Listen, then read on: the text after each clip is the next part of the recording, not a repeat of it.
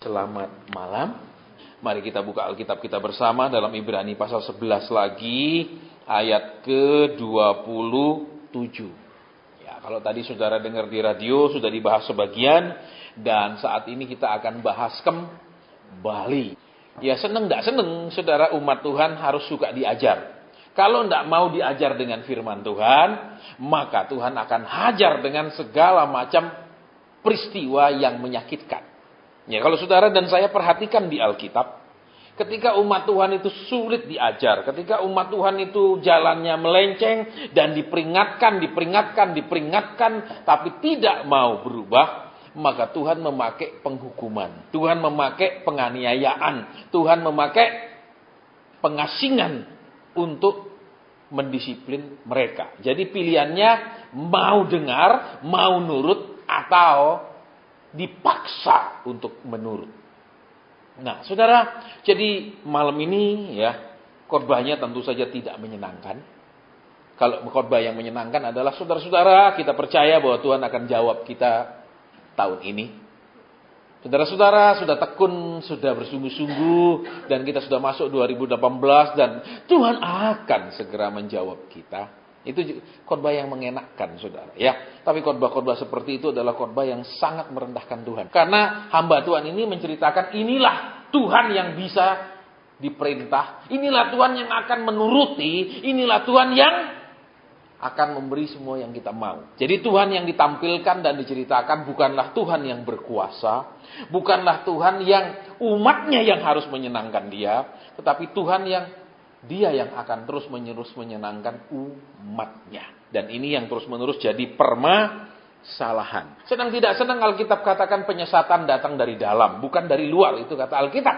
Ya, dengan jelas. Berarti yang namanya sesat itu, saudara, adalah tidak sampai tujuan. Itu namanya sesat. Ya, baru-baru ini juga di Gunung Rawung ada beberapa pendaki gunung yang tersesat, hilang. Saudara, ya, mestinya sudah turun, enggak turun-turun. Ya, jadi kenapa salah jalan. Ya, kemudian tim SAR naik ke atas menemukan mereka. Jadi sesat itu artinya tidak sampai tujuan atau bingung di satu lokasi. Saudara, mestinya ambil kiri, ambil kanan atau sebaliknya sehingga mereka tidak sampai di tujuan. Nah, sama dengan orang Kristen, tujuannya percaya apa? Kaya, enggak sampai tujuan. Tujuan percaya apa? Hidup enak, enggak sampai tujuan. Saudara, karena tujuannya dia percaya adalah hidup bersama dengan Tuhan dari kekal kepada kekal. Jadi tujuan penyelamatan orang percaya itu bukan sekedar jadi kaya, jadi punya mobil mewah, jadi segala sesuatu yang mewah. Karena saudara, jujur saja kalau orang suka kemewahan, bisa memang karena dia menyukai segala sesuatu yang mewah. Tapi bisa juga saudara karena kesombongan ingin pamer sama orang lain. Iya, terus apa? Kalau kita misal juga tidak bisa pamer, kondisi kita biasa, bisa kita minder karena tidak bisa pamer sesuatu kepada orang lain. Jadi itu bedanya. Makanya sekarang di ayat ini kita mau belajar, saudara, lebih dalam tentang kata bertahan. Kita selalu disampaikan tentang breakthrough, terobosan. Padahal bertahan saja nggak lulus, apalagi bisa maju. Saudara, ya seringkali kita dengar khotbah omong kosong, saudara. Ya, bahkan sering saya saking jengkelnya, ya saking keselnya, saya sampai berapa kali tantang. Kenapa? Kadang-kadang ajaran-ajaran yang tidak sehat itu membuat orang bukan jadi kaya, tapi jadi bangkrut. Ayo tabur sekarang. Tuhan akan lipat gandakan. Saya tanya, berani bikin surat perjanjian? Lipat gandanya kapan? Berapa kali lipat? Bikin surat di notaris. Saya bilang, semua aset saya jual, saya kasih dia tunai. Ya, saya bilang, kalau situ berani bilang berlipat ganda berapa kali? Kedua, kapan berlipat gandanya? Bikin surat. Jangan cuma suruh saya tabur, beri, tapi semuanya tidak pasti. Terus ujung-ujungnya, ya terserah Tuhan. Loh, situ yang ngomong kok sekarang tidak terjadi, terserah Tuhan. Ini kan tidak benar, saudara. Situ yang terima uangnya, terus suruh Tuhan yang tanggung jawab. Saudara, sama misal kita ikut asuransi mobil, ya. Terus si petugas asuransinya ternyata tilep uangnya, tidak mengasuransikan itu saudara punya mobil di kantornya. Terus saudara nagih ke kantornya, percaya kantornya akan bilang, loh enggak ada. Enggak ada Pak, dia enggak pernah bayar. Memang dia karyawan kami, tapi dia tilep. Bapak punya polisinya, enggak ada, loh enggak berlaku. Tapi saya sudah bayar ke dia. Loh, ini akan ruwet sekali saudara. Makanya banyak orang kecewa, banyak orang stres. Ya di kota lain saya tahu saudara. Ya di zaman orang nabur rumah, di zaman khotbah selalu beri-beri, dia berikan rumahnya. Dia kasih rumahnya saudara. Begitu pinter si pengkhotbah itu mau motivasi dia, menghipnotis dia dengan kata-kata yang begitu indah, dia kasih rumahnya. Hasilnya saudara, hidupnya jadi melarat luar biasa. Sewa rumah nggak bisa, tinggal di adik perempuannya yang juga punya kesulitan keuangan. Jadi susah saudara, si suami mau ngusir, nanti ribut sama istri, itu keluarganya istri. Saudara, laki itu sebenarnya memang bisa lebih kasar, tapi juga bisa lebih ngalah loh saudara. Loh kalau perempuan kadang dia bilang, kenapa saudara mutus di sini? Kenapa? Berani dia kalau perempuan. Kalau laki kadang daripada ribut sama istriku menengailah. Gitu ya, banyak. Jadi jangan berpikiran bahwa selalu dalam rumah tangga itu selaki berkuasa. Bisa saja dia sebenarnya sudah, iyalah terserah daripada berantem istri yang penting rukun damai. Amin. Walaupun hati tidak ada damai, yang penting hubungan damai saudara. Ya, jadi jangan berpikiran bahwa perempuan itu selalu menjadi korban di dalam rumah tangga. Bisa jadi perempuan itu mencari korban terus ketika berumah tangga, saudara. Ya, itu harus seimbang karena dua-dua sudah jatuh dalam dosa. Tidak kemudian dikatakan Hawa karena kamu yang perintah Adam makan, dosamu lebih banyak. Tidak ada. Terus Adam karena kamu cuma ikut bujukan istrimu, dosamu lebih enteng. Tidak ada. Tuhan tidak bilang, karena kamu cuma ikut, kamu boleh di pintu gerbangnya Taman Eden. Sedangkan Hawa pergi jauh. Enggak, dua-dua diusir pergi jauh, saudara. Saudara baik, sekarang kita lihat di sini kata bertahan. Zaman sekarang breakthrough lah, macam-macam itu saya sampai kelenger, saudara. Dan seringkali kalau dengar gitu saya mual. Karena kita Kristen bertahan saja belum bisa, kok bisa mah bikin terobosan. Ya, bertahan saja keteteran mau bikin terobosan. Sama kayak orang main sepak bola saudara. Dia diserang terus saudara ya. Bola itu tetap selalu sekitar gawangnya dia. Gimana dia bisa nyerang gawang musuhnya? Dan kita selalu penuh dengan omong kosong saudara. Saya bersyukur saya paling benci omong kosong. Ya, ada banyak hal di hidup saya yang saya paling benci. Satu, dibohongi. Itu saya paling benci saudara. Ya, biasanya orang kalau sudah pernah bohongi saya, itu susah saya ampuni terus. Ya, buat saya bohong itu parah, dosa yang berat buat saya berat sekali. Berarti apa? Dia nganggap saya ini super bego, goblok untuk dibohong. Itu saudara. Ya, terus buat saya apa? Orang tidak tanggung jawab itu saya paling susah. Ya, kalau udah tidak tanggung jawab itu saya nggak pernah bisa terima. Saudara. Ya, karena buat saya tanggung jawab itu penting. Nggak boleh tidak ada tanggung jawab di hidup ini, saudara. Ya, baik kita nggak bahas prinsip saya karena itu nanti saya jadi motivator, bukan hamba Tuhan. Saudara harus bisa bedakan. Motivator itu mengajar saudara bagaimana sukses mencapai cita-citamu. Sedangkan hamba Tuhan mengajar saudara bagaimana saudara sukses menjadi yang Tuhan mau. Itu bedanya. Dan sama sekali berbeda. Tujuan akhirnya sudah berbeda sekarang saudara. Kalau saudara dari Solo tujuan akhirnya ke Singapura. Dengan saudara dari Solo tujuan akhirnya ke Sydney, Australia. Mungkin kelihatannya sama ke Jakarta dulu. Bareng-bareng ke Jakarta. Satu terus ke Singapura, satu terus ke Sydney. Mungkin ada persamaan jalan. Satu etape misalnya transit dulu. Bisa, tapi kemudian sisanya kan tidak sama. Saudara, ya, dan ini yang kita mau mengerti. Ingat, motivator membuat saudara mencapai yang saudara mau. Sedangkan hamba Tuhan membuat saudara mencapai yang Tuhan mau. Itu sama sekali langit dan bumi bedanya. Ya, jadi tidak bisa tengah-tengah saudara. Oh nanti saudara akan dituruti ini motivator. Itu beda yang paling inti saudara daripada pengkhotbah dan motivator. Ya, tapi zaman sekarang yang motivator paling banyak. Orang senang dengar khotbahnya, makanya manusia jahat jasmani akan menerima hal-hal yang secara jasmani. Manusia atau duniawi akan menerima hal-hal secara duniawi, tapi manusia surgawi akan menerima hal-hal yang surgawi. Saudara jelas sekali. Terus misalnya keluar negeri lama yang dikangenin apa? Ya, makanan di kotanya sendiri itu betul. Ketahuan aslinya mana. Jadi kalau kita ini orang duniawi yang semua ngomong duniawi, amin, haleluya, puji Tuhan. Dia duniawi. Tapi kalau dia surgawi, dia suka hal-hal yang surga. Lebuli aja coba ke Indonesia, nginep di hotel, makanannya tetap roti kok. Susah diadaptasi, sedangkan kita pergi luar negeri carinya nasi. Tetap aja. Sudah makan roti yang panjang, katakan French bread yang panjang segini kayak pentung, tetap aja lapar kalau nggak ketemu nasi. Iya, itu kenapa? Karena asalnya dari mana ketahuan. Lah kita kalau manusia duniawi, ngakunya manusia surgawi, mulai tadi saya singgung kan, kita seringkali merasa, oh karena kita anak Tuhan kita harus dibedakan. Enggak bisa dibedakan, Tuhan itu adil. Loh kalau dia membedakan ini anak Tuhan ini enggak, terus kita merasa dengan malas santai kita sukses, Tuhan enggak adil. Sementara orang itu rajin terus enggak gagal terus, loh mana keadilan Tuhan? Sementara kita sering percaya seperti itu, Saudara. Ya, saya pun sering tanya, Pak, kan Tuhan itu katanya membuat pembedaan kan kita yang percaya sama dia sama tidak. Enggak usah percaya seperti itu, Saudara. Yang Tuhan bilang apa? Dia membedakan antara yang beribadah dengan yang tidak.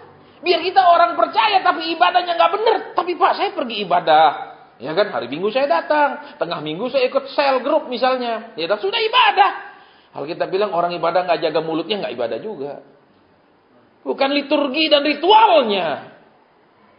Makanya dari awal bulan saya keliling tuh selalu tahu mujizat di mana-mana mujizat. Sampai saya kemudian bilang sama Ko Markus, kok kata mujizatnya dihilangkan. Cuma persekutuan doa, pendewasaan rohani, titik, mujizatnya hilang, buang. Muak saya dengar. Saudara, kenapa? Saudara dan saya itu jangan menganggap Tuhan merubah sekaligus jebrak rubah kita, kasih duit, kasih semua yang kita mau seketika. Nah, perlu proses yang panjang.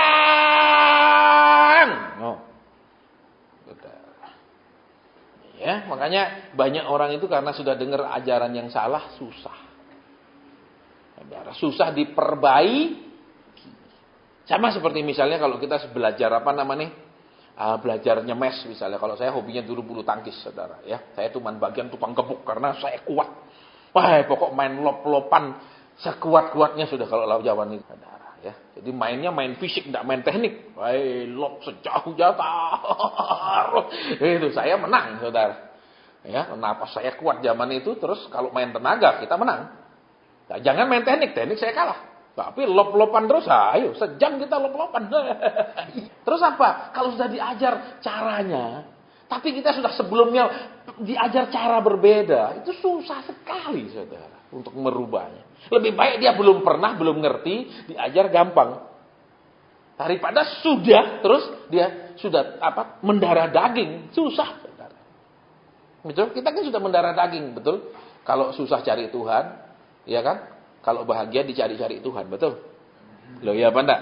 Justru kalau saudara susah Tuhan bahagia. Kenapa? Anakku jadi deket, anakku jadi rajin anakku jadi gampang ditegur. Tuhan seneng. Kalau kita seneng, anakku jadi keras kepala, anakku jarang datang, betul? Anakku ditegur apa? Betul? Loh. Iya apa ya?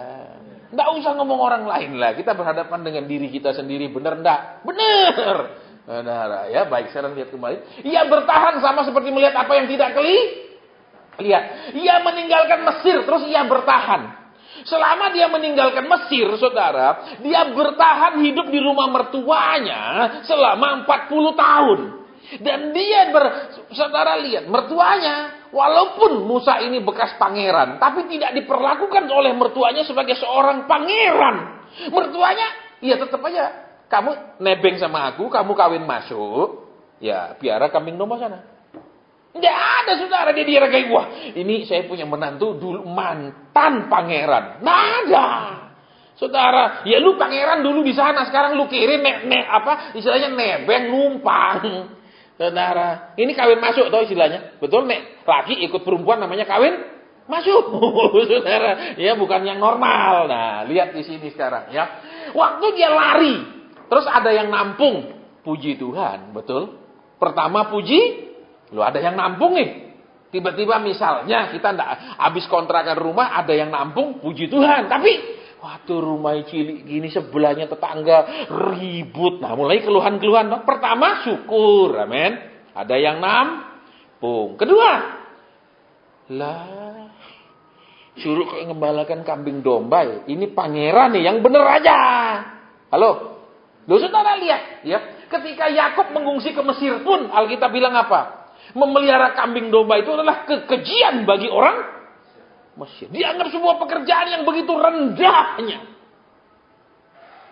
Saudara, karena zaman itu Mesir hidup dari pertanian, bukan dari peternakan. Jadi itu pekerjaan dianggap pekerjaan yang sangat rendah. Lah sekarang dia dididik di Mesir. Terus masuk pergi Median jadi penggembala kambing domba.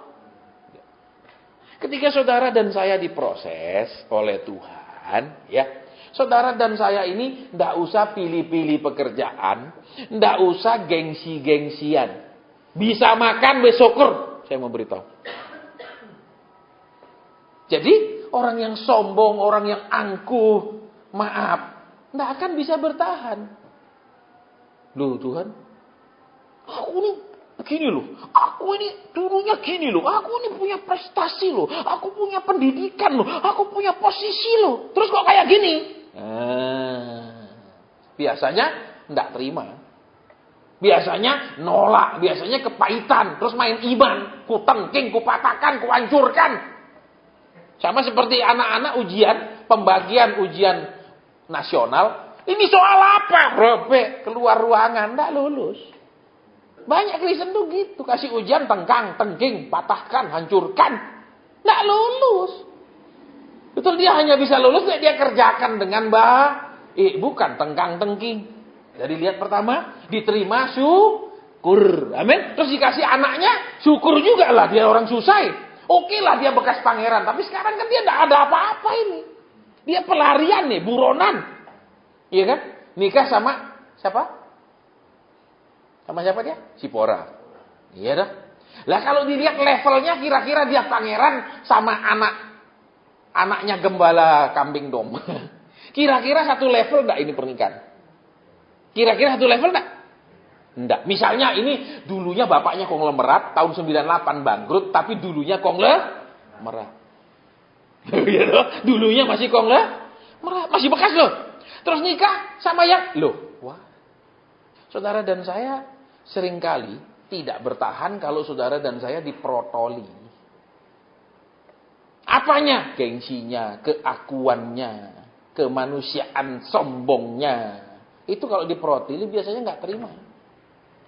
Maunya Tuhan angkat saya. Supaya kenapa? Dengan saya diangkat gengsi saya ada. Dengan saya diangkat orang akan pandang saya. Dengan saya diangkat orang nggak bisa bersikap sembarangan ke saya. Intinya kan begitu. Bukan Tuhan dipermuliakan loh. Saudara ada urusannya dengan Tuhan dipermuliakan. Sering kita ini bohongnya gini. Tuhan dengan kau angkat saya kan aku bisa memuliakan Tuhan. Oh, jadi Tuhan hanya bisa dimuliakan orang kaya begitu? Enggak tuh.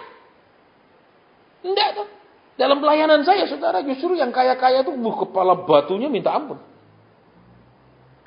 Saya masih ingat. Ya, habis saya khotbah di satu gereja di Jakarta. Kemudian satu pasang suami istri bilang, Pak, bisa kami undang datang ke rumah?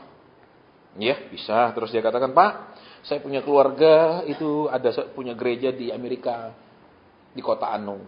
Kami akan undang Bapak untuk melayani di kota itu. Harinya saya dijemput oleh supirnya ke rumah pengusaha itu. Singkat cerita, si suami nggak mau keluar. Saya hanya ngomong sama istrinya. Karena tadi malam baris tengkar parah. Tengkarnya kenapa? Si istri merasa, aku kan istri bos. Aku ini bukan istri pengusaha kelas 3. Aku ini istri pengusaha besar, importir besar. Terus si suami merasa, aku pengusaha besar. Tapi istriku tidak pernah menghargai aku sebagai seorang pengusaha sukses. Dia tetap melawan-lawan aku. Nah bayangkan, titik temunya di mana kalau begitu? Bisa dipikirkan, coba pelan-pelan. Saya tidak bisa mikir Pak. Ruwet. Gitu. Ya sudah, kalau ruwet pulang. Ya, si istri, aku kan istri pengusaha besar.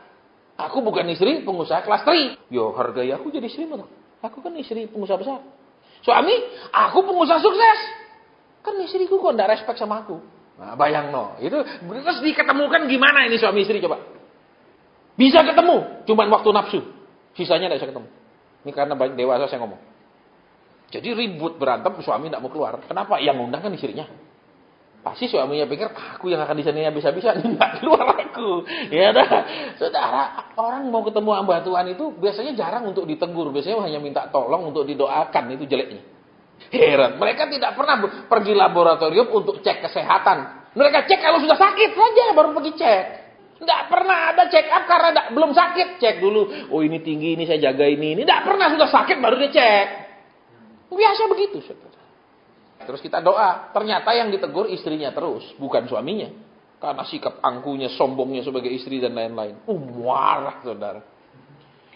Ya, ujung-ujungnya dia bilang apa? Pak Hasan saya undang ke sini untuk tegur suami saya, bukan tegur saya. Undangan ke Amerika saya batalkan. Saya tertawa saja, saudara, dalam hati. Kamu pikir saya orang kampung? Dalam hati saya, kamu mau lihat paspor saya? Satu halaman minimal 6 stempel 6 negara. Sombong banget dalam hati aja saya, saudara. Makanya, saudara, Tuhan bilang orang kaya sukar masuk surga. Tapi orang miskin juga bisa lebih sukar. Jangan pikir orang miskin lebih gampang. Saudara, loh iya saya bilang orang kaya aja sukar, apalagi orang miskin. Gitu. Jangan pikir kalau kaya sukar miskin gampang. Keliru pikirannya. Itu kalau orang kaya aja sukar apalagi orang miskin. Jangan pikir-pikir kebalik, saudara, pikir yang logika. Kaya aja nggak bisa apalagi miskin. Betul. Ini loh. Oke, lanjut saudara ya. Oke. Terus dia bertahan. Nah, sekarang waktu dia lari, Stefanus bilang apa di kitab Rasul? Karena Musa tahu dia mau dipakai oleh Tuhan untuk menyelamatkan bangsanya, maka dia memakai caranya sendiri dengan membunuh orang Mesir itu. Betul, di Kisah Rasul pernah baca? Dia membunuh orang Mesir itu karena dia menyangka Tuhan memakai dia untuk menyelamatkan orang Israel. Dia apa? Suka pakai caranya sendiri. Walaupun saudara dan saya tahu, saudara dan saya ini anaknya Tuhan. Saudara dan saya dipelihara Tuhan. Akan diberkati Tuhan. Sampai mati dipelihara Tuhan. Tapi tidak bisa pakai caranya sendiri. Dia pakai caranya sendiri. Saudara perhatikan. Dia bunuh. Disangkanya Tuhan memakai dia dengan cara itu. Ternyata harus melarikan diri ke Median. Jadi saudara lihat. Saudara dan saya ini untuk bisa bertahan, terus ikut Tuhan langkah demi langkah sampai selesai, itu saudara dan saya akan dibuat kapok berangkah sendiri. Kapok nentukan pilihan sendiri. Kapok sakarepe dewe. Kapok jalan sendiri. Sampai benar-benar kapok. Dia bunuh orang Mesir itu dan 40 tahun dia merana di Midian. Tuhan tidak bilang udah 5 tahun balik kamu. Enggak, 40 tahun saudara. Jadi saudara dan saya lihat ya. Banyak kita orang percaya ini melangkah tidak pernah bergaul sama Tuhan, tidak pernah tanya Tuhan, tidak pernah minta tuntunan Tuhan karena alasannya tidak tahu, tidak ngerti, tidak bisa dengar suara Tuhan. Itu alasannya selalu. Ya, padahal kalau kita tidak ngerti, ayo belajar. Kalau kita tidak bisa, ayo latihan. Kan cuma begitu. Susahnya apa? Contoh kita tidak bisa main gitar. Ayo belajar gitar, latihan. Selesai toh. Tapi tidak pernah diajar, tidak pernah dilatih. Terus selalu alasan nggak bisa. Salahnya siapa kalau begitu? Dia bertahan. Berarti apa saudara? Ketika dia salah jalan, dia tidak terus-menerus menyesali langkahnya yang salah. Ketika dia sembarangan jalan, kemudian dia tidak bilang, ya sudahlah kesalahan saya fatal, selesai. Tuhan menghukum saya. Dia bertahan. Orang bertahan itu artinya apa? Saudara, orang yang mau terus menapakkan kaki melangkah maju, melewati fase demi fase perjalanan imannya bersama dengan Tuhan, dengan melewati segala macam situasi, kondisi, didikan Tuhan. Itu namanya bertahan. Jadi nggak ada breakthrough. Bertahan aja susah kok, apalagi bikin terobosan. Saudara, lihat di situ. Ya, dia bertahan. Coba lihat. Kira-kira waktu dia menyendiri, katakan di bukit, lihat kambing dombanya makan. Terus dia ingat dulunya dia siapa. Kira-kira sedih apa senang? Sedih. Betul? Loh, kalau dulunya kita kaya terus jadi kere, terus duduk melamun, ingat waktu kaya senang. Enggak, langsung panjang napasnya, betul? Ya apa ya? Berarti apa? Orang yang bisa, saudara, Ya walaupun ada kesedihan, walaupun ada kedukaan, dia masih tetap bisa bertahan. Bukan Tuhan bawa pulang, sudah bawa pulang. Tuhan bilang surga bukan tempat pengungsian orang stres. Betul saudara, stres minta pulang, bahagia enggak mau pulang, sembarang. Betul? Lagi berantem minta pulang, dibelikan hadiah sama suami, minta panjang umur. Bah, kok enak. Ya saudara, semua ada jadwalnya masing-masing. Saudara, lihat di sini, ya. Terus kembali lihat. Ketika dia mengembalakan kambing domba, siapa mengenal dia di Median sebagai seorang pangeran? Ada? Tidak ada. Berarti apa saudara? Di dalam saudara dan saya, dididik Tuhan, saudara dan saya harus bertahan menjadi orang yang tidak ada artinya. Ini yang paling sulit buat manusia. Karena semua manusia ingin dihargai, dihormati. Semua manusia ingin orang memandang dia dengan kedua mata, bukan dengan sebelah mata. Tapi proses Tuhan seringkali membuat kita dipandang sebelah mata pun tidak, alias nggak ada orang hargai sama sekali, nggak ada orang perhatikan sama sekali, nggak ada orang rasanya memerlukan kita sama sekali. Darah, lihat di situ. Mertuanya nggak bilang, wah engkau pangeran, aku baik-baiki. Nggak ada, nggak dibilang, Musa kamu jadi ya. Sekarang kamu jadi supervisornya para pengembala. Kamu cuma ngawasi, kamu cuma bagi tugas siapa menggembalakan berapa ratus ekor ke sana, berapa ratus. Enggak ada, dia sendirian mengembalakan. Halo. Berarti apa? Di proses seperti ini, saudara, ya, saudara dan saya itu disuruh melakukan segala sesuatu sendiri, baca firman sendiri, doa sendiri. Halo. Jangan selalu mengharapkan orang lain. Loh, Musa pangeran, namanya pangeran kan main perintah, betul? Loh, mambil air, mau mambil apa lagi, semua pangeran nih. Apalagi Mesir, kerajaan yang begitu besar. Saudara lihat, sekarang kerjakan sendiri. Nah, ini yang kalau kita tidak bertahan, kok suruh saya doa sendiri, saya kan sudah bayar perpuluhan. Oh, perpuluhan itu adalah gaji untuk pendoa, gitu. Loh, saudara, kadang banyak orang Kristen ini tidak mengerti. Memberi upah kepada hamba Tuhan dengan memberi berkat kepada hamba Tuhan. Tidak ngerti. Kalau kita memberi berkat, itu hamba Tuhan tidak pernah lakukan apapun kepada kita. Kita beri, itu namanya memberkati. Tapi kalau dia sudah melayani kita, mendoakan, kita beri, itu mengupah. Banyak orang tidak ngerti, saudara. Dia merasa, saya kan sudah memberkati. Kau bukan memberkati, kau mengupah itu. Tapi saya juga beri juga banyak yang kau mengupah dengan murah hati. Sembarang. Ada. Saya sering digitukan, saudara. Ya, kadang diajak makan. Habis itu dikonslingi dari mulai belum makan sampai selesai. Mati. Aku pergi makan sendirilah.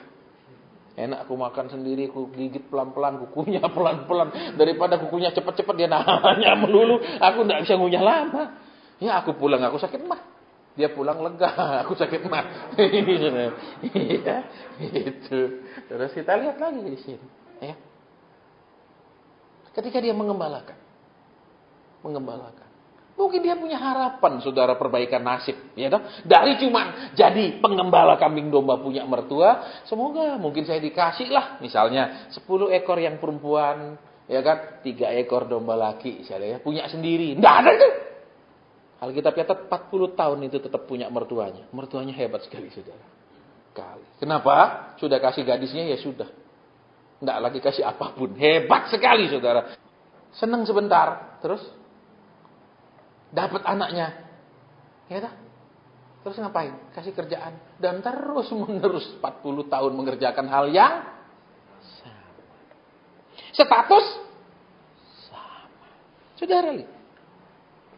Kita seringkali kalau sama Tuhan itu sudah doa 2 tahun loh Tuhan. Padahal doanya pun tidak tiap hari bolong-bolong, amin. Tapi dijumlahkan 2 tahun. Tuhan hitung 2 tahun itu 365 kali 2. Betul? Hari, betul? Terus Tuhan hitung bolosnya sekian ratus hari. Ini nama 2 tahun? Enggak, Tuhan bilang ini 1 tahun lebih 1 bulan totalnya. Tapi kita hitung 2 tahun. Terus kita enggak doa pun kita bilang Tuhan sudah nunggu sekian tahun. Loh. Padahal Alkitab di dalam bahasa aslinya itu menunggu itu saudara tahu. Ya dong? Itu terbagi menjadi 4 kata. Dan artinya lain-lain. Bukan nunggu, ya pokoknya saya percaya saya pergi ibadah. Itu namanya nunggu. Salah! Di dalam bahasa aslinya itu ada 4 kata yang dipakai untuk kata menunggu. Saudara. Dan kata yang terakhir itu adalah tidak berbuat apa-apa, tidak melakukan apapun. Hanya duduk di kaki Tuhan.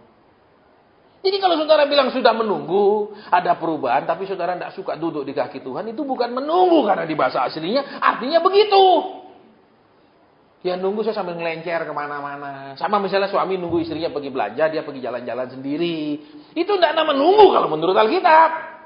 Yang nama nunggu itu ya duduk di kakinya Tuhan, itu baru nama nunggu. Jadi kalau orang bilang saya sudah nunggu 10 tahun. Berapa lama, berapa jam satu hari berdoa? Kita seringkali tidak pernah dijelaskan, saudara. Semua digampang-gampangkan, makanya hidup kita sulit. Ya, kalau semua di hidup kita ini digampang-gampangkan, hidup kita ini jadi sulit. Saudara, tapi kalau semua kita dilatih di hidup kita ini jadi gampang. Semua digampang-gampangkan ketika ketemu faktanya yang sebenarnya, loh kok gini? Kok begini berat? Karena kita tidak dilatih. Semua dipermudah. Padahal itu pembohongan. Mungkin 1 tahun, 2 tahun, 3 tahun. Mungkin dia terhibur karena punya anak dong. Ya kan, Musa kan punya anak 2 orang. Ya dong. Mungkin terhibur sama anak. Betul? Tapi tambah lama. Anak tambah besar. Kerjaan tetap sama. Punya mertua kabeh. Tuhan ini perubahan nasibnya kapan? Kebutuhan anakku tambah banyak. Loh ya. Iya tuh. Saudara. Bertahan. Berarti apa? Kembali ke situ. Saudara.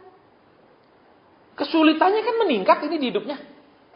Loh. Betul. Satu kesulitannya dia menghadapi dirinya sendiri. Untuk melawan putus asanya, kecewanya. Melawan tanda tanya. Ini bener enggak sih? Bener enggak? Dulu itu aku digerakkan untuk membawa orang Israel ini, aku punya beban di dalam rohku. Ini bener enggak? Mungkin itu emosiku, mungkin itu perasaanku sendiri. Sebelum saya dipanggil dengan jelas untuk menjadi hamba Tuhan, dari kecil saya tahu saya akan jadi hamba Tuhan. Walaupun saya tidak pernah mau menjadi hamba Tuhan. Tapi setiap bulan saya punya jatah beli buku rohani untuk membacanya. Aneh. Tidak pernah kepingin jadi. Tahu ya, saya tahu saya akan jadi hamba Tuhan. Tapi saya bilang saya tidak pernah mau jadi hamba Tuhan. Tapi saya setiap bulan beli buku rohani. Aneh tak? Saudara, saya juga bilang aneh Tuhan ini. Saya tak dari dulu tidak kepingin. Tapi tiap bulan saya punya gaji, saya pakai pergi beli buku rohani. Plus kaset lagu-lagu barat. Ya, tiap bulan itu saudara. Jadi tiap bulan datang pergi toko kaset, kan masih kaset itu. Duduk di situ udah ambil sekian banyak, dengerin lagi. Oke bagus, ini ambil. Itu saya satu tas kresek saya bawa pulang. Jatah terus pergi toko buku Kristen beli buku-buku rohani. Aneh saudara. Padahal dari dulu aku enggak kepengin jadi hamba Tuhan. Ya, zaman dulu pendeta enggak kayak sekarang. Melarat mereka semua.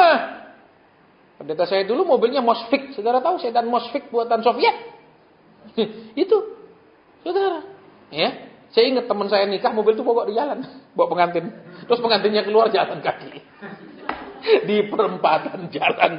Saudara, kira-kira 300 meter dari gereja. Itu mobil tua. Kalau zaman sekarang mobil build up, Mercy, apa semua mereka punya. Makanya zaman sekarang rame-rame orang melayani. Rame-rame jadi hamba Tuhan. Rame-rame buka gereja. Zaman dulu, sengsara saudara. Ya lagu-lagunya kayak lagu-lagu tadi itu zaman dulu saudara. Kalau zaman sekarang kan enggak gitu lagunya, betul? Beda.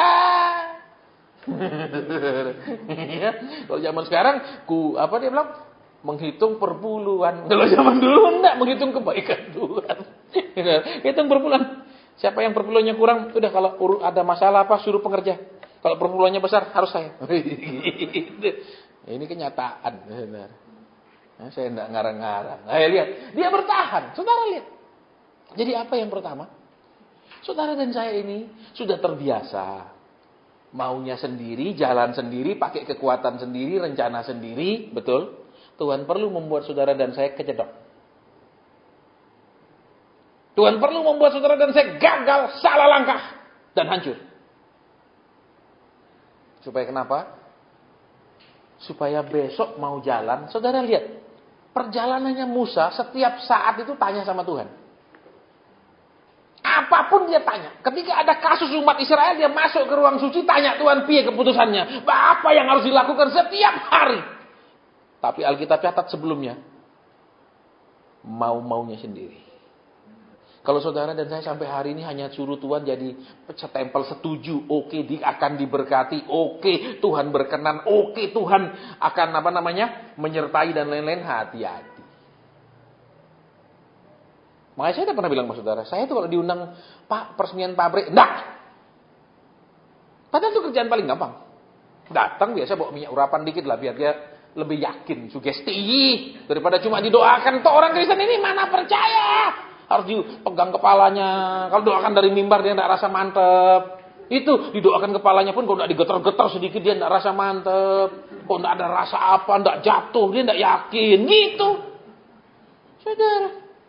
Ya, sering kan pasien kita pabrik bisa ya? Oh enggak. Saya tanya, dulu mau bikin pabrik tanya Tuhan enggak? Enggak. Oh enggak bisa datang. Loh saudara, dia buka pabrik, tidak tanya Tuhan, terus suruh saya datang. Tuhan berkatilah. Tempeling sama Tuhan. Ini hambaku kok pinter ya. Betul? Tuhan bilang, aku jadi bosmu apa jadi hambamu? Loh, ya mana? Jadi jelas. Padahal itu uangnya banyak. Biasanya berjuta-juta itu. Bahkan sampai puluh-puluhan juta. Mana suruh orang lain? Ada seorang pengusaha juga. Buka kantor buka perusahaan cabang. Pak Hasan saya buka di kota ya cabang. Pak Hasan tolong ke sana doakan. Oh enggak. Cari orang lain. Dan dia bangkrut. Kenapa saudara? Saudara dan saya ini sudah terbiasa seperti Musa sebelum masuk ke Median.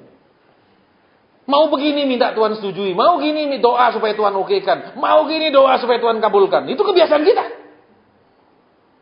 Makanya lihat, tidak bisa bertahan. Alkitab bilang tidak bisa bertahan. Dan ini supaya bisa bertahan gimana? Sadari, berhenti pakai cara begitu. Itu sudah cara-cara yang salah. Tapi saya nggak bisa dengar. Ayo belajar dengar. Tapi tetap belum bisa. Ayo berlatih. Saudara jangan dikit-dikit maju Pak doa. Jadi kembali dia bertahan. Berarti apa? Saudara dan saya itu dilatih Tuhan supaya persis lagu Pantekosta lama. Ku tak dapat jalan sendiri. Tuhan, tolong padaku. Jadi semua akan dia bawa ke Tuhan. Semua akan dia tanya Tuhan. Semua dia minta nasihat petunjuk Tuhan dalam segala hal. Bukan, Tuhan aku mau begini. Berkati, buka jalan, tolong. Wih. Saudara pikir Tuhan itu tidak kreatif, tidak punya usul, tidak punya ide. Begitu. Sekarang saudara lihat, kalau saya pencinta alam, ya, saya suka di atas gunung saya bengong. Begitu indahnya dibikin Tuhan, bukan gunung segitiga runcing gitu, tidak ada. Saudara, ya, terus kita lihat bunga, lihat kupu-kupu, tidak ada kupu-kupu putih bersih mulus gitu, lihat, wih, bagus-bagusnya. Tidak ada juga daun-daun pohon seperti daun pintu segi empat, tidak ada. Tuhan tuh kreatif, Tuhan tuh penuh ide, tidak usah kasih saran kebanyakan. Dididik dia untuk tidak sembarang melangkah. Dididik dia, saudara, dia memang punya beban untuk membebaskan umat Tuhan. Nanti baca sedikit kisah Rasul. Tapi dengan cara Tuhan, bukan dengan cara dia. Dia pakai cara dia. Amsyonglah dia. Saudara, terus karena dia berbuat salah, di dalam kesalahan itulah Tuhan langsung masuk dan memproses dia. Jadi saudara dan saya ini bersyukurlah, tidak usah sakit hati, tidak usah kecewa, tidak usah menyesali kesalahan. Kenapa? Kadang di dalam kesalahan kita Tuhan baru bisa masuk. Yusuf dapat mimpi, cerita semua. Akhirnya saudara-saudaranya Betul, begitu datang dijual. Bahkan pertama mau dibunuh. Saking sakit hati saudara-saudaranya. Mau dibunuh toh. Akhirnya kita jual saja. Dia saudara kita. Dijual. Cangkemnya kelewatan. Saudara, makanya kita hati-hati. Ya, kita orang rohani ini tidak boleh cerita banyak hal. Banyak orang iri, bukan senang malah. Banyak saudara seiman kita malah kepahitan. Ingat, susah lihat orang senang, senang lihat orang susah. Ya, kita lihat orang senang, aduh Tuhan kok aku enggak. Tapi kalau lihat orang susah, kita pulang bahagia. Ternyata ada yang lebih susah. Itu saudara, manusia itu begitu aneh sekali. Kok dia merasa dia sendiri paling susah, dia sedih sekali. Tapi ada yang lebih susah, dia terhibur. Manusia yang begitu sih. Ya kembali, dia bertahan. Jadi, bertahan itu artinya kita buat salah. Tidak usah nyesali kesalahan. Tidak usah minta waktu diputar balik. Izinkan Tuhan masuk. Ketika kita mungkin dikasih kelegaan sesaat. Terus kemudian masalah tetap tidak selesai. Ya nikmati, jalani lagi terus. Dia kan jalani. Dia tidak bilang sama mertuanya. Pak, kamu ingat siapa aku? Aku pangeran, anakmu itu gadis kampung. Betul, walaupun sekarang aku ini buronan karena aku membunuh. Tapi pangeran, anakmu itu anak apa? Siapa kamu? Enggak kan? Makanya jadi mertua, hati-hati. Alkitab cerita banyak tentang kelakuan mertua di Alkitab. Betul. Contoh, mertuanya Yakub. Iya toh? Itu kan, dia pikir anaknya itu apa? Aku udah besarin anak, kau tinggal ambil, harus ada cuannya. Kamu kerja 7 tahun, aku kasih anakku. Jadi mertua yang hitung-hitungan luar biasa. Kayak saya dulu saudara masih di kaum muda, masih di remaja. Tiap kali pemberkatan nikah khotbahnya cuma tembrang, hai istri tunduk sama suami. Memangnya di Alkitab ini tidak ada cerita yang lain apa? Semua ada. Tentang menantu ya ada di Alkitab banyak. Betul? Loh, iya apa enggak? Menantu istrinya Esau bikin sakit hati tok. Iya toh? Ada tentang menantu. Menantu yang baik ada, Rut. Lengkap. Anak yang baik ya ada, anak yang bajingan ya ada. Istri yang baik ya ada, istri brengsek ya ono. Betul, suami brengsek juga ada, Nabal. Iya toh? Betul, istrinya cantik. Tapi heran perempuan cantik kok mau? Pasti karena Nabal emang kaya raya. Kan Nabal kaya raya. Bisa jadi memang dia tidak mau, mungkin zaman dulu dijodohkan sama dia aja, masa depan cerah daripada sama yang masih perjuangan, tidak jelas makan enggak. Saudara, iya kan? Nikah ternyata suaminya modelnya begitu. Ya, makanya Alkitab bilang apa? Sudah dia ketemu suami yang brengsek itu, makanya perempuan itu cantik dan bijaksana.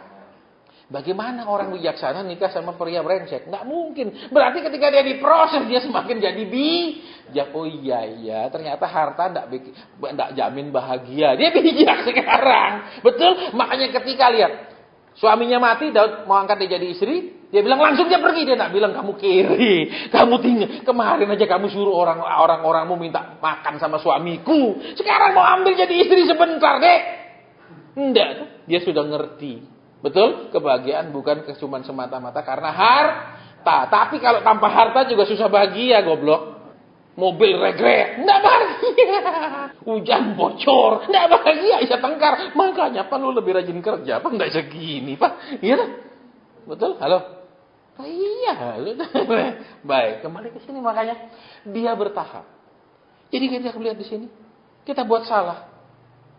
Ya sudah nggak usah disesali, ayo kita perbaiki. Nggak usah, ya sudahlah Tuhan, sudah matikan saja. Aku udah bikin salah besar, aku nggak mungkin bisa diperbaiki. Aku nggak mungkin nembus kesalahanku. Lihat, dia bertahan. Berarti orang bertahan itu apa? Orang yang mau terus berjalan, walaupun keadaan tidak menjadi seperti yang dia mau. Walaupun keadaan masih jauh sekali dari yang dia harapkan. Dan kita lihat ketika dia pergi bertemu dengan Firaun, dia tidak lagi bertemu dengan Firaun sebagai seorang pangeran. Dia bertemu dengan Firaun sebagai seorang musuh dari Firaun. Ya, dan terus lihat, selama dia diproses, ketika Tuhan utus dia bilang apa? Aku tidak pintar ngomong, Tuhan. Dari orang yang begitu percaya diri, orang yang pakai kekuatannya sendiri, sekarang orang ini jadi tidak percaya diri. Kalau saudara punya kepercayaan diri terlalu besar, saudara tidak percaya Tuhan. Tapi kalau saudara tidak punya percaya diri, saudara bisa bergantung sama Tuhan. Bukan kuat, bukan gagah, tapi rohmu kata Tuhan. Sampai sekarang apa lagu-lagu baru nggak hafal, saudara? Nek zaman dulu tuh pendeta bikin lagu karena pengalaman hidup. Nek zaman sekarang dibikin karena mau masuk rekaman, jadi kaset, jadi uang. Bagaimana enak kedengerannya, nadanya enak. Terserah dia pengalaman atau enggak, itu bener apa dialami atau enggak. Yang penting dibikin. Zaman dulu enggak. Itu seperti mana-mana Tuhan panggil. Betul? Saya kerja di ladangnya Tuhan. Ya, mana-mana dia pergi. Kalau zaman dulu, kalau sekarang, enggak bisa mana-mana. Sana persembahan berapa? Kalau persembahan sana lebih kecil, pas ada undangan lain, yang itu yang diambil, yang gedean. Yang kecilan besok kapan-kapan pas kosong. Beda.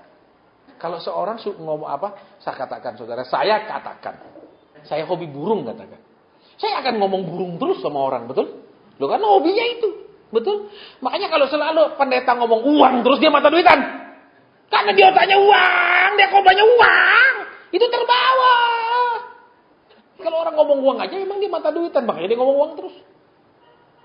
Saudara, orang ketemu apa? Katakan saudara ketemu teman punya ngomong cinta apa? Ini hobi akik. Pasti ngomong akik terus. Entah saudara senang enggak senang dia akan ngomong akik dulu. Karena dia hobi akik. Jadi kalau percaya kau diberkati, berkata ngomongnya otaknya emang gitu terus. Senang enggak senang manusia. Kita bisa tahu hati orang dari omongan dia. Kalau itu terus yang diomongkan itulah. Contoh, katakan saudara kepingin beli mobil apa? Tiba-tiba disuruh mobil itu gitu banyak, saudara ketemu, satu. Lewat, ada lagi. Tapi kalau saudara kepingin mobil itu biar lewat, saudara tidak tahu dia lewat. Manusia gitu, saudara. Makanya yuk kembali. Iya. Dia buat salah. Dia pakai kekuatannya sendiri, caranya sendiri. Sekarang dia diproses Tuhan pakai cara Tuhan. Ketika Tuhan ketemu sama dia, dia sudah tidak mempercayai dirinya lagi. Dia sudah tidak percaya diri. Dia bilang, aku tidak pintar ngomong Tuhan. Sudah dikelentek sama Tuhan, sudah dibersihkan sama Tuhan, saudara. Sudah nek tembok itu lepoknya sudah dikerok. Jadi kalau kita belum dikerok lepoknya, percaya diri terlalu tinggi. Orang percaya diri selalu tinggi, tidak mungkin mempercayakan diri sama Tuhan. Tidak mungkin. Nah, gini bisa, gitu bisa. Terus, tapi kalau aku tidak bisa Tuhan, akan mempercayakan dirinya ke tangan Tuhan.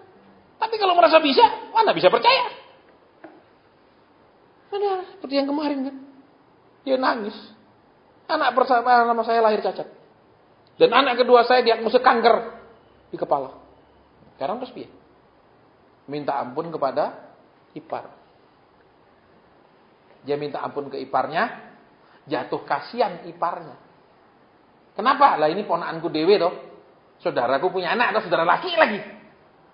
Punya anak. Terus udah aku tahu dokter saraf terkenal. Dibawa ke sana operasi sukses. Kemarin saya dikirimin foto anaknya seger sehat luar biasa. Coba dia enggak minta ampun sama dia punya apa? Ipar, enggak diurusi sama iparnya. Urusanmu anakmu ya kamu enggak baik sama aku kok. Begitu dia minta ampun iparnya bilang aku tahu dokter saraf terkenal. Dibawa sama iparnya selesai. Coba dia keras tetap. Emang kadang wanita susah. Kalau kita saudara laki, kita cincaian laki itu. Betul, ngumpul sama keluarga istri, cincaian. Tapi nek perempuan ngomong sama keluarga laki, kadang-kadang enggak cincai, saudara. Bocai. Loh banyak. Nah, makanya saya bersyukur istri saya enggak komplain. Saya kan ponakan 9. Dan saya anak sulung. Ponakan 9. Dari 4 orang adik. Ya saya beliin apalah dia punya om kan. Masuk cuman selamat tahun baru, gitu tak. Mau letak. Sekolah tak beliin apa-apa. Istri saya enggak pernah komplain. Enggak pernah bilang lu kasih terlalu banyak. Kenapa? Iya. Ingat, kau macam-macam urusanmu sama Tuhan. Gitu. Aku dapat kau dari Tuhan. Aku ndak cari dewe. Nek aneh-aneh tak minta Tuhan reset programmu. Gitu. Ya kan nek ini cari dewe ya ndak bisa direset, Tuhan ndak tanggung jawab. Nah, gitu. Halo. Nek beli barang BM, saudara tak rusak 3 minggu, saudara bawa ke tokonya, ya garansi toko. Betul?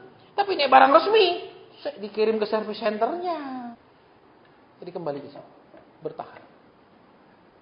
Kita sering kali dididik Tuhan, masuk etape yang ini, maunya lompat etapenya, terobosan. Langsung terjawab, langsung kelar, langsung selesai. Setiap etape yang Musa alami, itu mempersiapkan dia menjalani hidup selanjutnya. Bukan hanya menyelesaikan masalahnya saat ini, terus dia tidak siap menghadapi hidup selanjutnya. Kita seringkali, saudara, tidak pernah memikirkan yang di depan kita 5-6 langkah. Yang kita pikirkan cuma 1 langkah di depan kita. Bagaimana saya hidup nyaman? Bagaimana saya selesai dari masalah? Bagaimana saya tidur nyenyak tanpa banyak pikiran yang memberatkan saya? Bagaimana saya menjalani hidup tanpa begitu banyak masalah? Itu aja pikiran kita. Kita tidak pernah menghargakan proses yang Tuhan suruh kita lewati. Lihat, 40 tahun nasib sama. 40 tahun tidak dipulihkan kedudukannya menjadi pangeran. Dan sampai mati Tuhan tidak pulihkan dia menjadi pangeran di Mesir.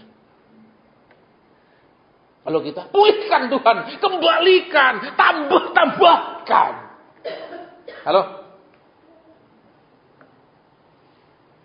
Ketika kita salah mendengarkan pengajaran, maka salahlah semuanya.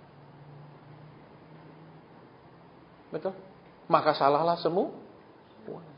Karena pengajaran itu yang membuat kita mengerti tujuan akhir kita kemana? Hidup kekal.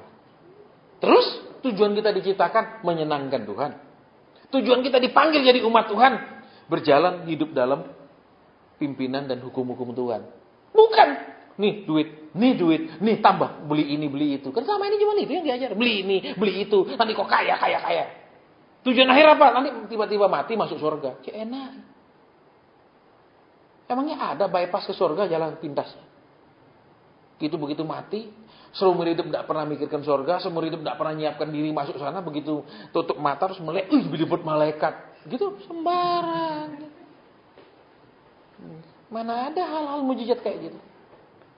Saudara, Alkitab kan bilang, orang-orang yang selalu berbuat baik, orang-orang yang selalu, saudara, menyiapkan diri untuk hidup kekal. Betul? Loh, Tuhan bilang kan, simpanlah hartamu di surga. Tuhan pernah bilang enggak simpan hartamu di gereja? Tapi diterjemahkan apa? Simpanlah hartamu di... Tuhan bilang surga. Ya, sekarang ini kacau balau semua terjemahnya, saudara. Surga loh. Betul? Alias apa? Semua yang saudara dan saya lakukan, itu untuk Tuhan. Itu namanya simpan di surga. Saya untuk Tuhan. Tapi kalau saya kasih supaya saya diangkat cepat jadi PDM.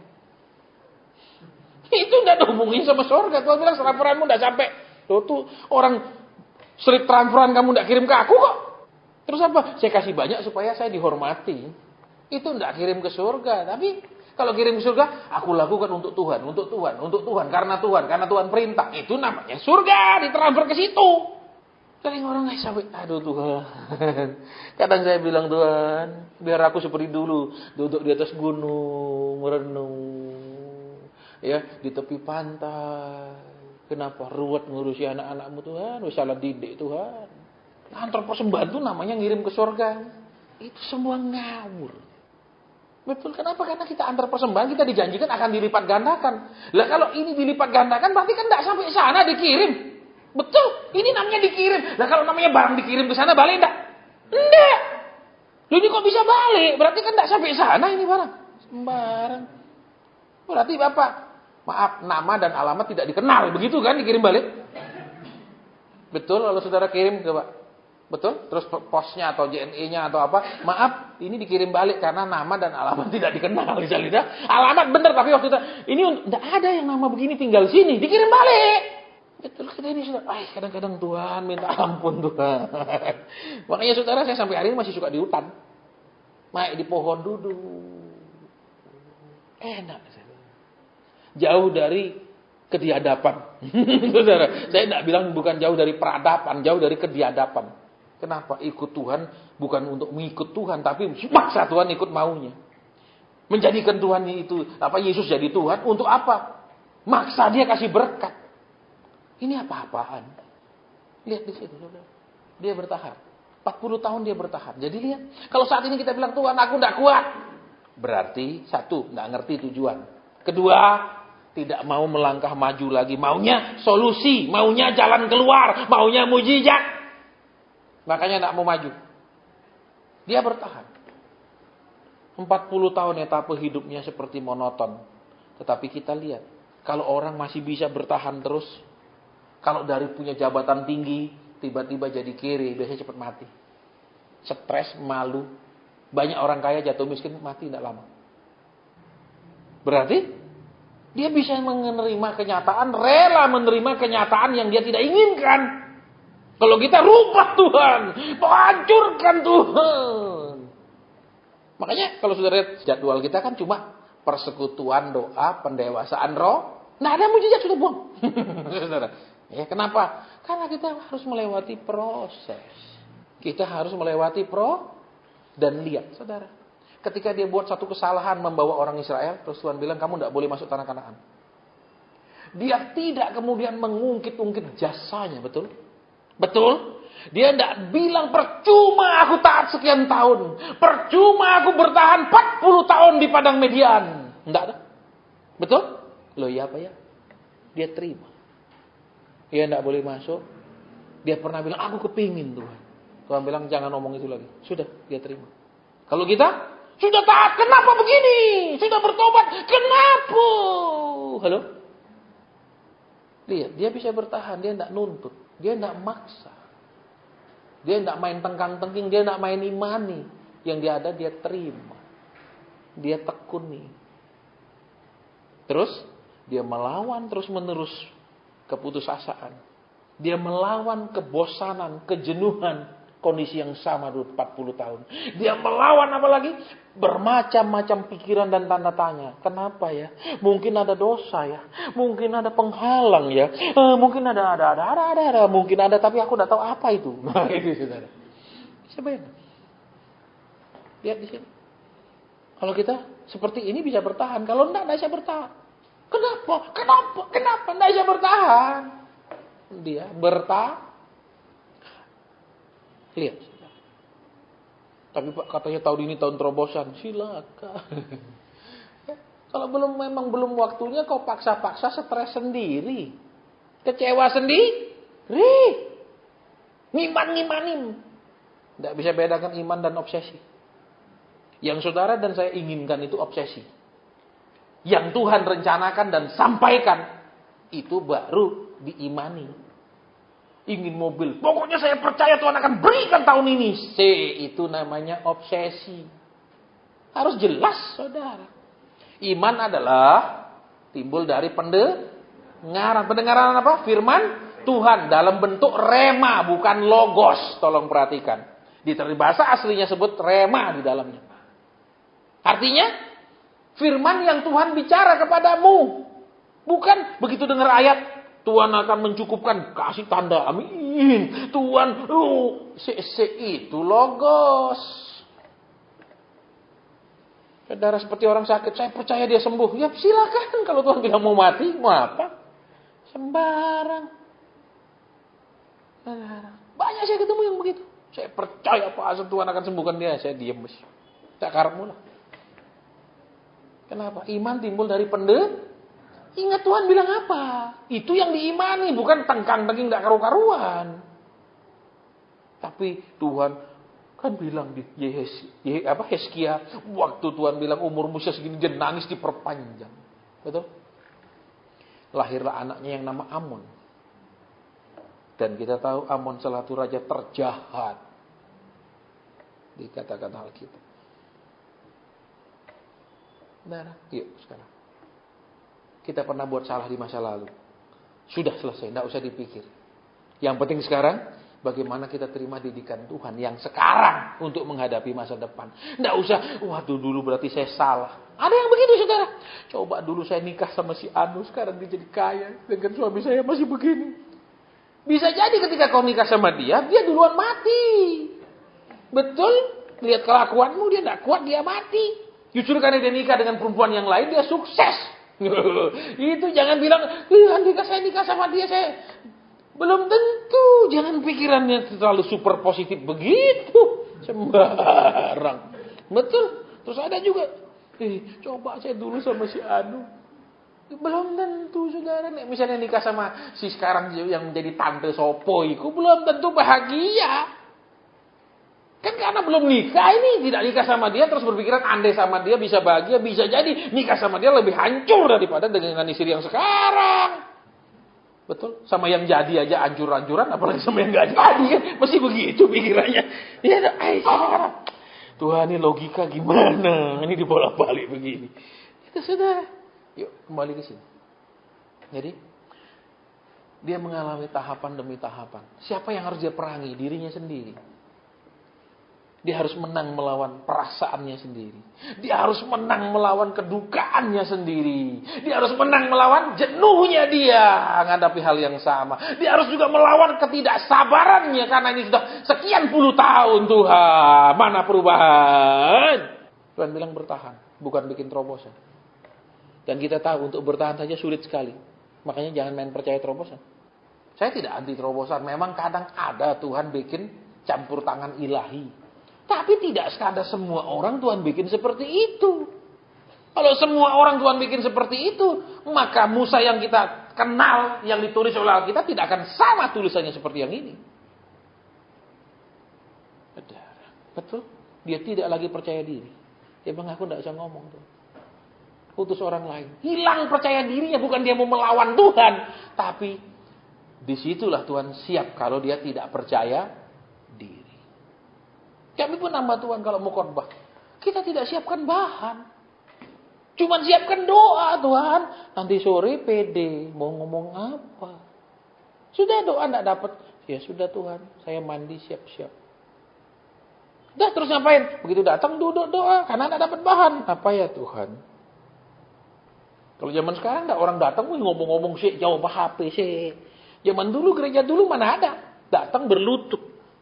Tepat jamnya, ibadah dimulai, WL naik, nyanyi. Baru dia duduk. Gereja dulu begitu. Zaman sekarang enggak. Sementara khotbah pun dia main WA-WAan, jawab-jawab. Kenapa? Ya perlu kita tegas. Supaya tahu salah itu sah. Apa yang selama ini bikin kita tidak bertahan? Ketidaksabaran kita.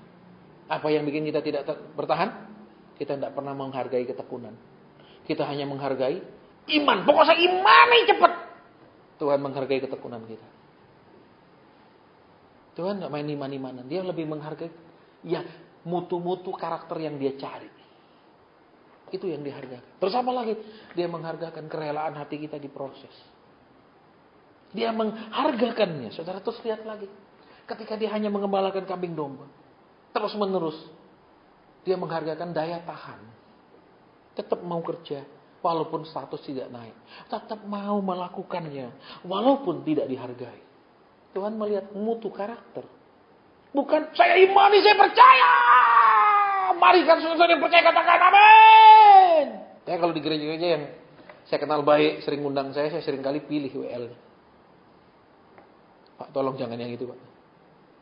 Kenapa? Dia kayak jual obat. Amin.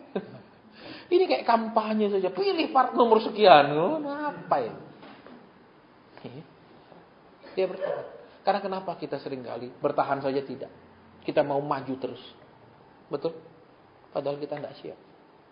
Padahal kita terlalu percaya diri. Masih tidak mempercayakan diri kepada Tuhan. Dan tidak benar-benar percaya kepada Tuhan. Tapi mau maju terus. Kita melangkah nyeret Tuhan. Kita tidak biarkan Tuhan jalan di depan kita. Sekarang tidak lagi mempercayai dirinya berlebihan, tapi mempercayakan dirinya kepada Tuhan. Sulit loh saudara, jangan pikir, saya bisa percaya sama Tuhan. Engkau percaya Tuhan baik, betul. Tapi mempercayakan diri sama Tuhan itu kasus yang berbeda. Percaya Tuhan tolong, dengan mempercayakan hidup kepada Tuhan, tidak sama. Percayakan ini loh hidup saya Tuhan. Terserahlah Tuhan. Tolong saya untuk taat. Tolong untuk nurut. Tolong. Nah, itu loh.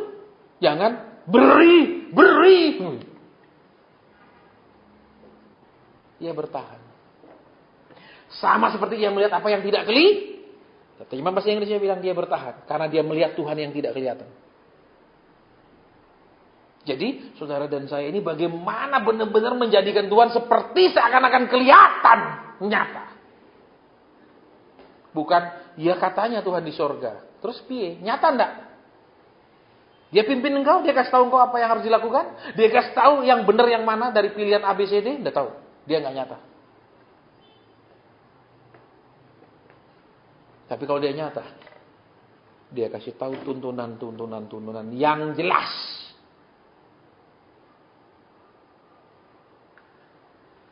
Karena dia nyata. Makanya yuk sekarang berhenti jadi Kristen biasa-biasa. Betul. Allahku luar biasa. Amin. Allahnya luar biasa. Lek bapaknya super cerdas, anaknya super bego. Ini pasti ada masalah, betul?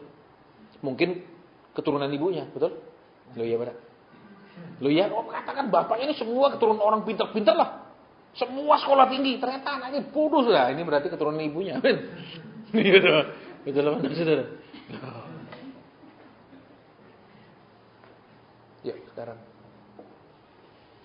Tuhan bilang bertahan. Bukankah sering kita mau undur? Suruh berdoa, mungkin kita berdoa sekarang 1 jam, besok 10 menit. Lusa cuti. Lusanya lagi lupa doa. Ya tak? Terus enggak sempat doa. Kelelahan. Segala macam. Bertahan, hanya bertahan saja. Tetap melakukan yang sudah pernah dilakukan saja seringkali. Enggak. Baca firman sekarang baca. Besok izin. Lusa cuti. Betul? 3 hari lagi permakluman. 4 hari lagi enggak sempat. Betul? 5 hari lagi sibuk. Kapan bacanya lagi? Hanya bertahan saja saudara. Kita sudah sulit setengah mati. Dan seringkali gagal total. Bagaimana? Mau bikin terobos? Itu kan hayalan. Betul saudara? Yuk sekarang kita mau rubah kekristenan kita. Kesalahan masa lalu tidak menghalangi Tuhan untuk membentuk kita. Kesalahan masa lalu, salah langkah, salah apa saja, tidak menghalangi Tuhan untuk membimbing kita selanjutnya. Lupakan semua. Bukan berarti mengecilkan kesalahan kita di masa lalu. Bukan. Jangan hidup membawa kesalahan masa lalu terus menerus. Terus jalan ikut Tuhan. Walaupun semua tidak berubah, bertahanlah. Walaupun rasanya sudah gak kuat, bertahan. Rasanya malas baca Alkitab, tidak terbukti, bertahan. Baca. Rasanya sudah jenuh berdoa, bertahan untuk tetap berdoa. Bertahan. Kita selalu ucap kalau bisa Tuhan, cari jalan pintas. Cari jalan yang enak. Sering Tuhan tidak membuat hidup kita berjalan mulus. Supaya kita bergantung sama Dia, mencari Dia. Tapi kita tidak tertarik bergantung sama Dia dan mencari Dia. Percayalah, sumur hidup kita akan terus tidak beres. Kenapa? Karena kita terbiasa melangkah sendiri, ya tidak beres. Tapi kita kalau kita nurut Tuhan terus, no problem. Mempercayakan diri kepada Tuhan. Ini loh Tuhan aku. Jangan, ya aku percaya kau akan beri, aku percaya. Loh itu bukan mempercayakan diri. Tuhan mencari orang-orang yang bisa bertahan. Karena dengan bertahan, karakternya berbeda. Bukan main-main iman. Tapi karakter yang Tuhan cari, Tuhan temukan di dalam orang itu. Saudara tahu Tuhan menghargakan lebih ketekunan daripada iman. Tuhan menghargakan lebih ketaatan mengikuti Dia daripada datang ibadahnya. Kehadiran ibadahnya. Iya dah.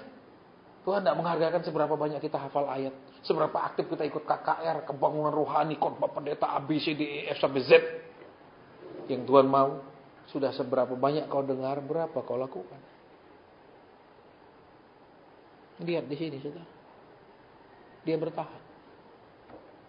Dia tidak tengkang-tengking. Dia tidak mana perubahan.